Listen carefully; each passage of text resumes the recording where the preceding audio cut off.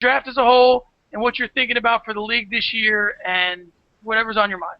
I think we got a lot of strong players. I think we got a lot of guys who are interested and want to play. They're not going to fall off halfway through the season. They're not going to give up.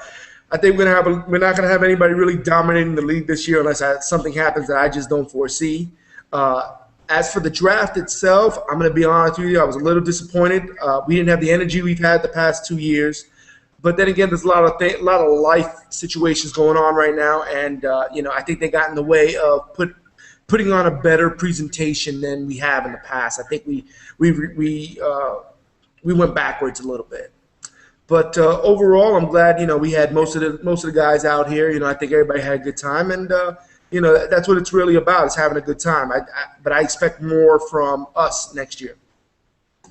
I completely agree, and I think that it was good that it happened. Because it was humbling. Because I think that we just kind of had in our head we can just show up and it's going to be cool and that's what it is. And it wasn't. And it'll never happen again. Because I can only stand to get my balls busted so much about drafts because we do such good ones. I'm not going to, I get it. They were right. I didn't know the highlights were such a big hit. They'll be back next year. Maybe we can integrate some of the technology that we like without kind of sacrificing it. We got to be on top of our game. We went through Twitter, things like that. There are things that have been hits that we know that people like, that we like. I honestly didn't realize how big of a hit the highlights were, and they'll be back for sure. So that's one thing I can tell you. My energy will be up next year, and it'll be a better draft. So I'm with you. I don't see a lot of guys getting off to 7, 8, 9-0 seasons. I think there's going to be a lot of our league is going to be like the NFC East or like the North, where just everybody's just beating the shit out of each other, and one team kind of emerges kind of flawed at like 6-5, 7-5. A couple of 500. So.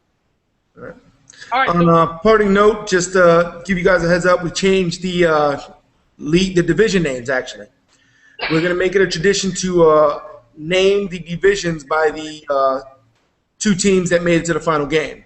So we got the Spedding division and the Hateful division. And, that's going to be a part of the honor of winning the league, man. If you stay in, you get your name on your division, and they get separated as well into the opposite division. So mainly the division was separated by draft order with the exception of the two individuals that were in the final game last year. Yeah, and again, I like that. I think it's going to be cool. I think it's another kind of bragging rights for whoever wins. So, all right. So, yeah, go ahead and just give me a final word, and I just want to wish everybody good luck. All right. And the schedule is going to be redone this evening. So look at the schedules on the 3rd, and there'll be the new schedule in there. All right. We'll try and do these weekly, and we'll see you guys around. Wish you no luck. I'm Luis Aviles. John Franklin, we'll see you out there.